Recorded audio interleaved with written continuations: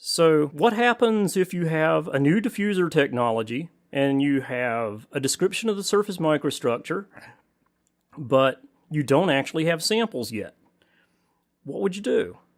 Well, one thing we can do now is we can use a finite difference time domain code, FDTD Solutions by Microscale Solutions, and couple the far-field scattering characteristics derived from a rigorous electromagnetic model into ASAP as incoherent scatter models. So let's take a look at the Microscale desktop, and this is an assembly of randomized ellipsoids on the surface of a dielectric. So these are embedded ellipsoids in the surface of a dielectric. And that shows you the result. We're simulating that geometry, and this geometry would be meshed out and a simulation done, and we would take the near field complex electromagnetic field, project it to the far field, and turn that into one bidirectional scattering distribution function. The randomization means that if we do this many times, the statistics will improve and we'll actually get a function that represents the result if we had an extensive surface, a macroscopic surface with these kinds of characteristics. Now if we take a look at what would result in ASAP, I have a script where I actually load the result in from the Microscale simulation. To give you an idea of what that result is, let's just take a look. Microscale actually wrote my raw data functions or raw data models, which will be used to generate a BSDF function for ASAP. And now I'm actually going to do that. I'm going to run an ASAP model where we scatter rays off of that and take a look at the output result.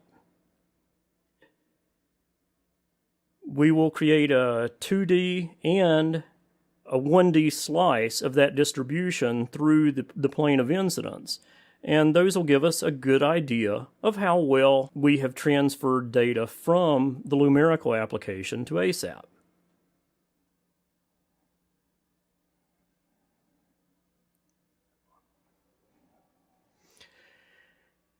So now we see a two-dimensional result of the plotting of the scatter field. We see a plot of the model as imported, and what that means is this is exactly what Microscale sent us, and this is the actual measured scatter data as the result of tracing rays. So the direct comparison is that this is a 30-degree angle of incidence plot of the actual scatter, and this is a plot of the model. So let's turn off the 0-degree incidence and sort of flick back and forth between the two, and we see the extent to which those two data sets mimic each other, or basically how well does the real reflected scatter signal follow the model that we fed it to create the scatter. This plot is a direct output or a direct result of the Microscale far field projection of the near field coherent vector data. The bottom line, I think, is that these compare very closely, and this is a useful result.